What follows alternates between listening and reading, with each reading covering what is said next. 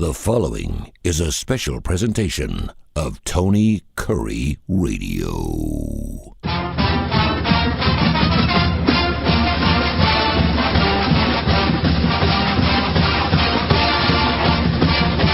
Welcome back to another edition of the UAB Director's Chair. Of course, we couldn't do it without the director, the athletic director of the UAB Blazers. He's Mark Ingram. He is doing this show from my hometown of Cincinnati, Ohio. And you told me you had some Tums, did you, last night? Yeah, you have some Skyline chili and pile on some La Rosa's pizza. Yeah, you get some of those Cincinnati favorites.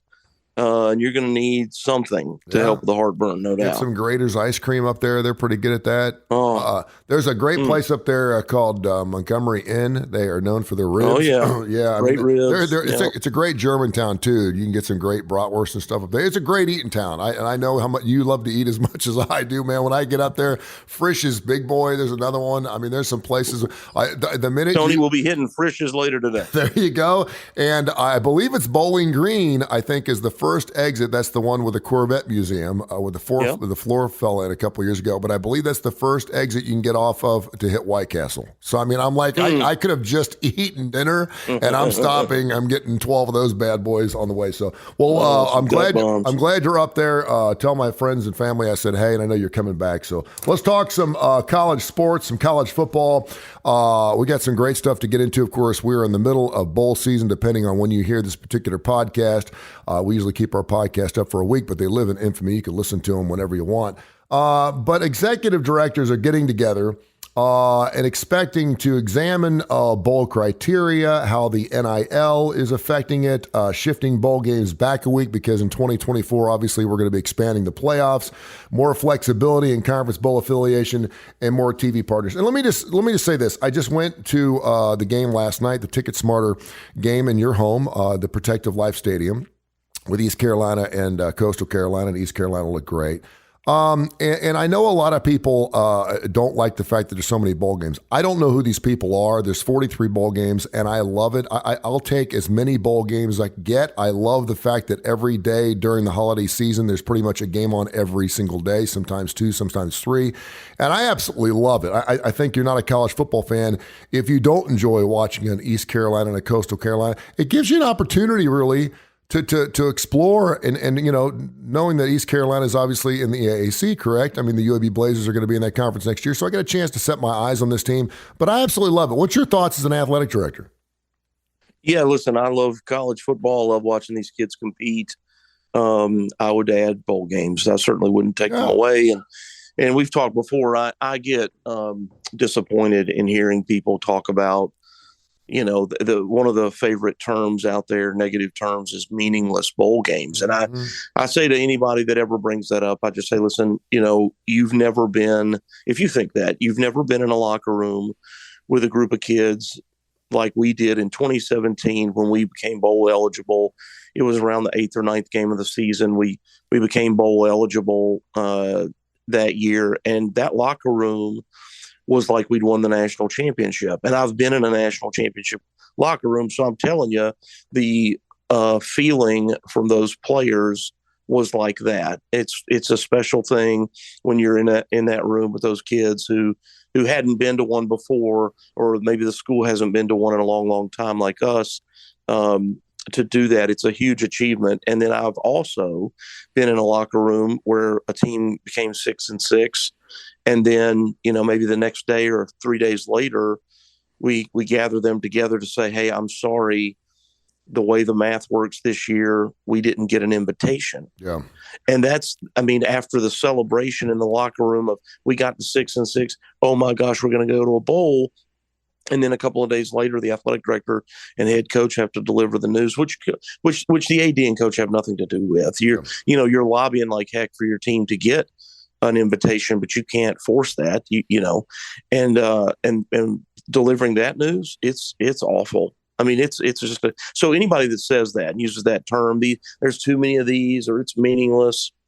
These are the people who focus all their attention on the college football playoff and not just the love of the sport and the game and watching these guys compete. Well, and I'll take it a step further because I know during March Madness, you may not make it into that field of 64 plus the playing games.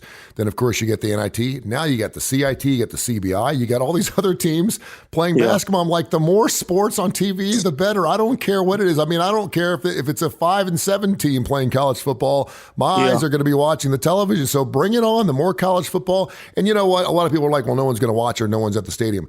We, during 2021, when we had COVID, we had empty stadiums and people still watch. Everybody's watching. Yeah. Right. And that's what you're doing it for. The television audience is there. They wouldn't keep doing it. Listen, ESPN's got plenty of things they can put on their network. They wouldn't do this. They wouldn't sponsor these games. They wouldn't go to the tremendous amount of effort that it takes to put these games together if there was no value in them. And you bring up March Madness. This is why I'm a proponent for expanding the tournament. I'd love to see us double, if not more than double, the tournament.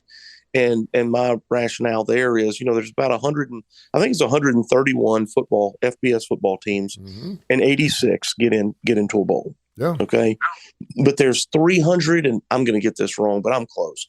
It's like 353 Division I basketball teams. Yep. And only 68 get in. And that's adding those 4 play-ins. Yeah. So you think about how hard it is, and coaches are measured on how they get to the postseason, how frequently do they get to the postseason, and then how do they perform in the postseason. And boy, that makes it hard on a basketball coach. It's just really, really hard to get there with the number of games. And then, depending on the conference you play in, you can't control your conference schedule, which all dictates, where you fall nationally in your ranking. And that's what determines who gets into that top 68. It's just really, really hard. And I think we would all agree when you're watching the basketball tournament, what's most exciting is those Cinderella teams. Yeah.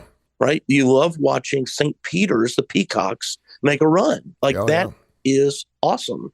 And that team was good, and we get so locked in on the logo on our uniform and not, just what is a good team and what's a good team chemistry and can these guys play the game fundamentally. And anyway, so I'm a proponent of adding that, and that's for the men's and the women's tournament. I think more competition is healthy. He's Mark Ingram, athletic director for the UAB Blazers, and of course he does all the athletics and getting ready for a great 2023. The basketball program's 10-2 right now. We'll talk about them in just a few seconds. And this is called the UAB Director's Chair. Something that's also interesting too. The average bowl game last year averaged 4.7 million viewers. That's more than Major League Baseball playoffs and some NBA playoff games. So don't tell me people aren't watching these games just because the stadium's empty. It doesn't matter. You're not going to be driving to Shreveport or San Francisco or anywhere else to watch a bowl game anyway. So enjoy it on television. Let me ask you something, and maybe I'm totally missing something. I love college basketball and all these great tournaments they have. They have the Coaches versus Cancer tournament. They had the one down at Legacy here. There's all these tournaments where they put Kansas against Kentucky every single year. Can they do more of that with college football? I know we have the Chick-fil-A Kickoff Bowl. I know we have several of these. Is that a TV situation where they can't make more of those? Is it a situation with scheduling? How does that work? No, those are just neutral site games. I love them. That the two teams agree to play at a neutral site.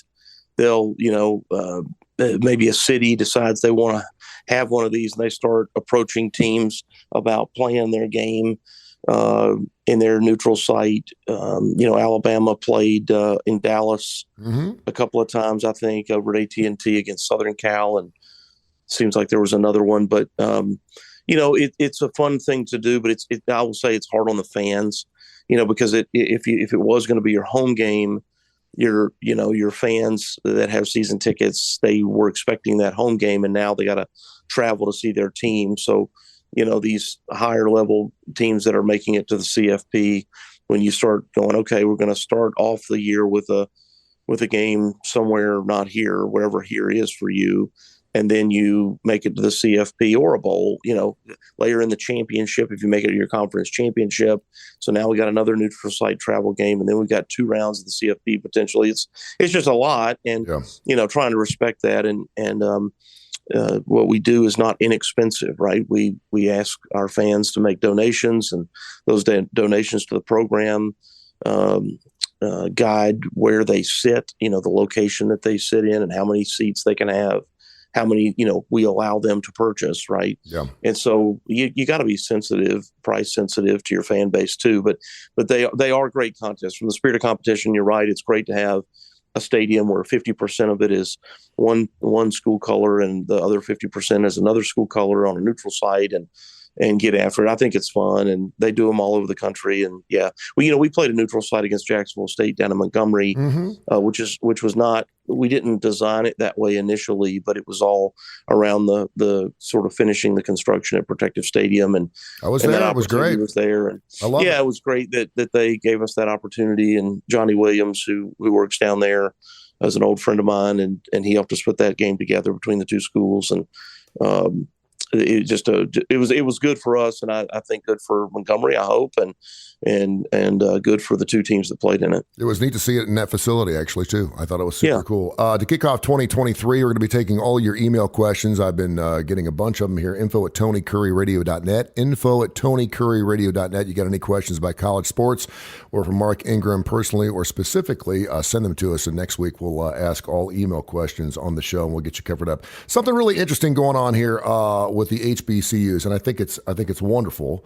But now Ed Reed, the Hall of Famer, 9-time Pro Bowler, is going to be coaching Bethune-Cookman out of the SWAC. He's been a senior football advisor at Miami over the last 3 or 4 years, so it's not like he doesn't have any coaching experience at all. Of course, this on the heels of Deion Sanders being at Jackson State, now going to Colorado. Eddie George at Tennessee State. Talk about that a little bit. I think it's really, really cool to see these guys who obviously don't need to coach for the money.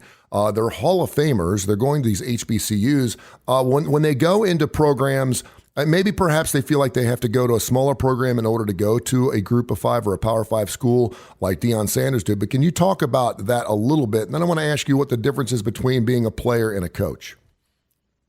Well, there's a lot there. Ed Reed was, as we all know, a phenomenal player on probably the best defense ever assembled in the NFL, which was the team that our coach, Trent Dilfer, was quarterback for, and the Baltimore Ravens. And when we played at Miami, we played down in Miami against the Hurricanes in that fall of 2020, that COVID year where there were no fans at Hard Rock Stadium, and I got a chance to meet Ed down on the field, and I had never spoken to him before. I've got some old college teammates that were teammates of his, and anyway, we were just talking, and I was really impressed with him. First of all, just to speak to him, I didn't really know.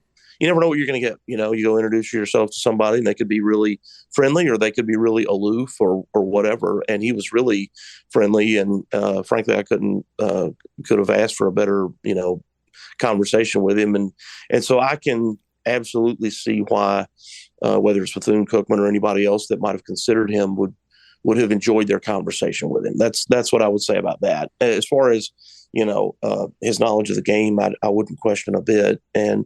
But what it comes down to for me, and we had this, when choosing Trent Dilfer, is, have you led people? Have you organized the locker room? Have you organized the staff? Have you managed the staff? You've got personnel issues, an issue that you didn't used to have, at least when I played, and didn't have probably when Ed played in college, is now we have parents.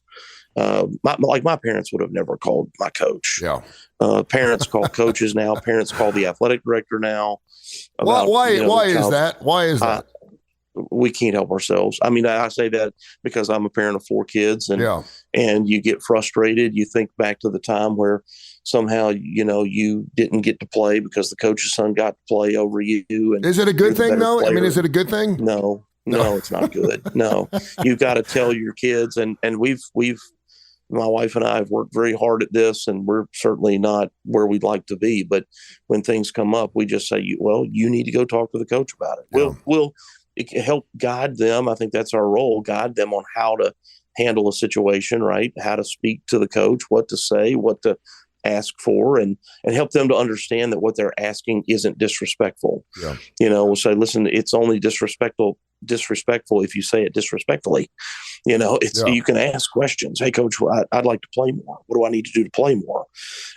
That's not disrespectful. But anyway, we got to let let our kids, sort of learn how to fight their own battles. And I think coaches appreciate that. But nonetheless, back to Ed, these are the things that were important to me. Have you done those things? And I know what Ed's title was at Miami. I don't know enough about, what his role day to day, what was he doing? Mm-hmm. So I couldn't speak specifically about him beyond saying, I don't question that when they met with him, they were impressed by him. Yeah. Because he's like I said, he's got a great resume as a player. And again, in my relatively short interaction with him, I really enjoyed it. Came away, feeling impressed by him. And so anyhow, I think these are the things. And why do you start small? I mean, I think everybody's got to start somewhere, and you're not going to go from not coaching to, coaching at Texas or Ohio State, and there's risk in every hire. It doesn't matter who you hire. There's some amount of risk. We talked about that as well when we hired Trent Dilfer. We felt like, but there was an upside with Trent that we didn't see in anybody else.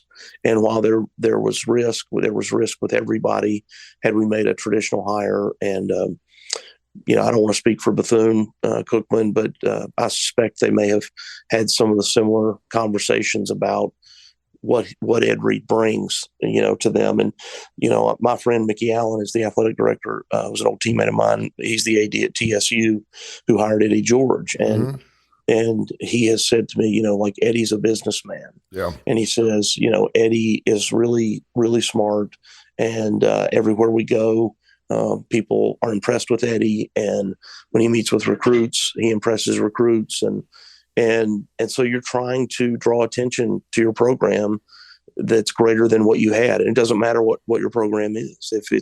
Whether it's Bethune-Cookman or TSU or Jackson State or UAB or Missouri, you're trying to draw more attention, positive attention to your program, and hoping that broadens your national reach and the national attention that you get and the amount of interest in your program on a grander scale. That's part of the decision. So again, I don't want to speak for them, but assume these are all the things that they talked about. No, there's no doubt. I mean, what a splash. I mean, to be at Bethune-Cookman and all of a sudden find out that Ed Reed is going to be your head coach, and much like UAB Blazers with Trent Dilfer. I mean, I felt the exact same way. It's fantastic, and obviously it's a bit of a slant with the HBCU slant to it. It's interesting. You're listening to the UAB Directors Chair with Mark Ingram, and he's the athletic director for the UAB Blazers. You can hear the show wherever. We're on every major podcast indice. So wherever you listen to your podcast, you will find the show. Check it out. I think of two player coaches or who were very successful players that it just didn't turn out well when it came to coaching. One was Pete Rose. You're obviously in Cincinnati right now. I know when he was actually a player coach. He was actually playing on the team he was coaching. And then the other guy who I just thought was going to be a great coach, but he expected too much of his players, was Michael Singletary. He was just such a hell of a player, so intense, so passionate. I thought, man, this guy's going to be a great coach. And he really called out a lot of guys in his first couple of years of coaching, and it fell apart. What are the intangibles that a coach has that a player becomes a coach does not have? You just mentioned that Eddie George has a good business sense. What are some of the things that a coach that understands or perhaps has been coaching for a while that maybe was a previous player has that a player who just played for 15, 16 years think they can just start coaching and be successful at it does not have? This is similar to, I would say it's more of an extreme example, but it's the same thing as, a person who's sitting in the chair next to the athletic director who decides, and I was that person prior to coming to UAB, I'm ready to be the AD. I'm ready to call the shots. I'm ready to make those decisions. And then you move over into that AD's chair, and you feel like you get this 50-ton weight dropped on your shoulders that you just didn't realize was going to happen. And the same thing happens for the head coach. You're the offensive coordinator, the defensive coordinator, whatever, assistant, and you feel like you're ready to be the head coach, and then you move into that chair. When everybody walks into the building every day wanting to know what it is you'd like for them to do today, that's a lot of pressure. It's just a lot. And it's not as much about knowing the game. Right? Like, do you question that Pete Rose knows the game of baseball? Of course you don't. Yeah. And right, it's not about knowing the game. Like I said, it's about managing the players, managing the staff, organizing practice. I mean, these things don't just happen. You're the person that makes that decision. What does practice look like?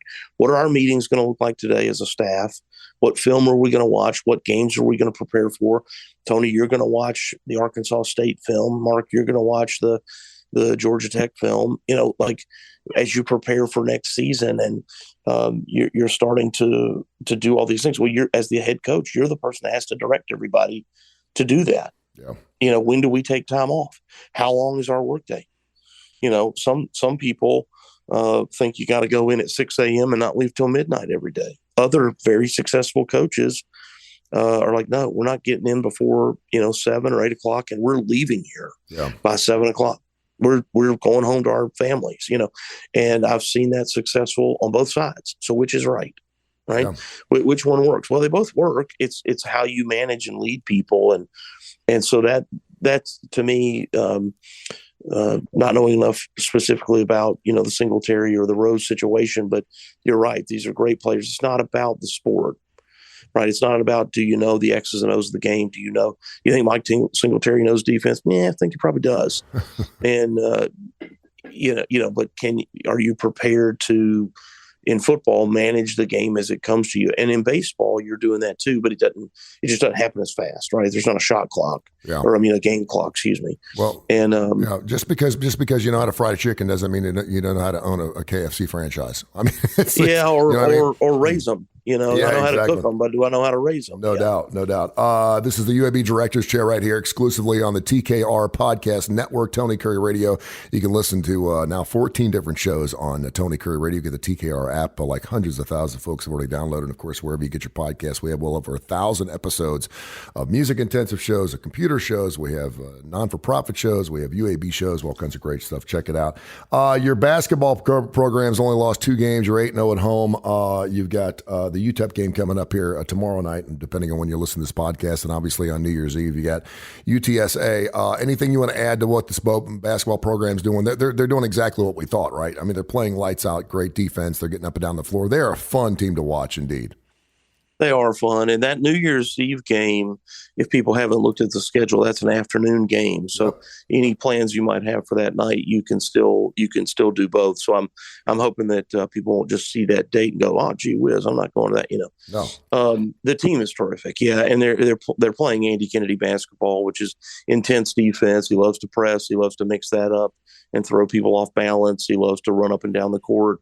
And they do all those things really well. You're right. They are fun to watch. And, we played Charlotte last week, who is really big and shoots a lot of 3-pointers and is a good team. I mean, they have improved dramatically. Andy and I talked about it a couple of times leading up to that game about how he thought they were the best team that we had played. He thought Charlotte was the best team we had played other than West Virginia going into the game. Wow. And so, he was really concerned about, hey guys, this is conference play now. We got to lock in, and they did. And we played well and got the win. And so, yeah, two more games this week, which will be fun to get those 2 Texas schools in and see how we match up against them, how they've changed. The transfer portal changes the complexion of a team every year. So, when you look at a team and you say, oh, gee, I remember them from last year, they've got this person or that person. Well, they might, or they might not, oh yeah, they've got that, that post player, they got that good guard, and they might. Yeah. But so it makes it does change, the challenge of what style of play, the opponent might have, from year to year. But anyway, it's been fun, and yeah, they're great. They're great to watch, and I hope that everybody listening will show up to these games and bring a friend and show them, what Bartow's like, because it's a good time. No, and if you haven't been to Bartow in the last 2 or 3 years, it's a different feel, man. I mean, it really is. I mean, it's much louder. The student section is definitely into it. Not to say they haven't been to it in the past, but it's a lot louder than it used to be. I'm telling you right now. By the way, the UTSA game, 3:00 tip, coming up on Saturday, December 31st. Hey, Mark, great stuff. Happy New Year to you. Safe travels on your way home. We'll catch up next week. We're going to get into a bunch of emails for you. You'll love some of these questions that people are throwing throwing out. I think perhaps some of them may be some of your friends because some of them are kind of personal. So we are wide open here. We are totally transparent. So we'll get we'll get into it. Really, who needs enemies and friends like this? Exactly. Right? Hey, Mark. Hey, listen, Tony. Hold on. I'm not going to let you go quite yet. Yeah. Now, I'm in Cincinnati. Yeah. You're a radio man. Uh-huh. You consider yourself an Andy Travis guy, a Les Nessman guy, a Herb Tarlick guy, or a Venus Flytrap? Well, where do you fit in? Johnny Fever was the guy that everyone kept saying. Dr. Johnny Fever. Dr. Johnny Fever. Everyone was like, yeah, you must be. Now, I went through my Venus Flytrap years when I first got in radio because I worked overnights, like most people did. But we actually started, I worked at a station called 96 Rock. It was on a hill in Hamilton, Ohio. And I'll tell you a quick little story. I was 16 years old, and I was interning. And interns back then didn't get paid, and I was a record filer. That's all I did. The jocks would pull their records. We didn't have CDs yet. They'd pull the records, and of course, no one wanted to file the. It's like a roadie for a band. No one wants to put their crap away when they're done. They want to play. And so there'd be hundreds of albums out because we were playing 14, 15 albums an hour. And so it was my job to file those to make sure they were filed correctly, like a Dewey Decimal System, make sure you could find them next time they came up. And so I'm sitting there filing records. It was like, and Mark, I was working 3 different jobs. I was working Kentucky Fried Chicken. I was working the money room at Paramount Parks. And then I was working up at the radio station. I considered a job. And about 9:30 one Friday night, and I'm 16 years old, the guy who worked from 10 to 2, his name was Chris Geisen, didn't show up to work. And my boss, for some reason, was still up there at 9:30 on a Friday night. He said, "Do you want to work for Chris?" And I said, "Sure." I said, "Absolutely." He goes, "Well, the job is yours." And he handed me a napkin with $13,947 on it. He said, "There's your first contract." And I said, "No, I don't want to take Chris's job." I said, I just want to work for him tonight because Chris was a friend of mine. And he said, "If you don't take Chris's job, you will no longer work in radio." And I called my dad and I said, "Dad," I said, "I just got my first job. I'm working 10 to 2 tonight." He said, "That's great. Now be careful." Marty Bender, who was my program director at the time, gave me a $20 bill. He said, "Now go down the bottom of the hill and get a 12-pack of beer and bring it back up the radio station, and we're going to learn this on the fly." And of course, I was 16 years old back then. Back then, you could drink when you were 18. They didn't check IDs. I went down there, got a 12-pack of Bud Light, brought it back up, and the rest is history. And that's how I got my start up in Cincinnati. So. How about that? Well, my dad was in the radio business. Yes. And so I have filed many a record. And I remember I loved going into the DJ booth and just sitting there and listening to these guys like you, these great voices, and then these huge turntables. Yeah. You know, they had those massive turntables that I don't know where you got them because you couldn't buy one that nice at your house, right? You know, they weighed a metric ton and they just spun perfectly balanced, you know, and I can see it like it was yesterday. And I did that same thing as these guys would. You just like after school, it wasn't a job per se. After school, I would go up there and just hang out. And that was always a thing that had to be done. We got to file the records. We got to put them back in their spot, you know, and you know, we'd have a certain number. We had this one box, like a file box that had sort of the ones that we played most frequently, right? Your most popular ones were here, but everything else was kind of on the shelf. It was the card file system you used. It was A, B, C's, and D's, and then you signed it. You had to move it to the back, and of course, if you skipped a song because you didn't like it, you catch hell for it. But you had to sign. You signed it anyway. Let me ask you this: did your dad use a slide board or a pot board? Because we had a pot board now, and you had to back it up an extra quarter of a turn. So you had to queue up your records a half turn as opposed to a quarter turn. You normally did a quarter turn, and you could just start it. But on pot boards, you had to keep your pot down, hit the record, then pot it up, or else you'd hear the actual turntable engage on the air. You couldn't do that. So I mean, you had to have some quick hands, man. Yeah, I don't recall that. That's not a memory that I have. Just being in pot there. Meant something else back then too. Lord knows what that might have been. And that was when you could also. The other thing that was really funny too, right? Is you could smoke indoors, right? You can't smoke in a business anymore. And everybody smoked. Everybody smoked, and that was the other thing. In the radio station, man, everybody was smoking. You know, I'm in 3rd grade. The guys offered me a cigarette. It was like an AA meeting, man. You had to empty your ashtray before you left the studio because the next dude coming in was like, everybody had like a little mini bar in their office. Like, what is this? You call this work? You're going to work? Why do you think we got into it? It was great. Right. Hey, great memories, man. I appreciate you, and I will talk to you in 2023. Safe travels. Yes, sir. Thanks, Tony. See you, pal. This has been a special presentation of Tony Kurre Radio.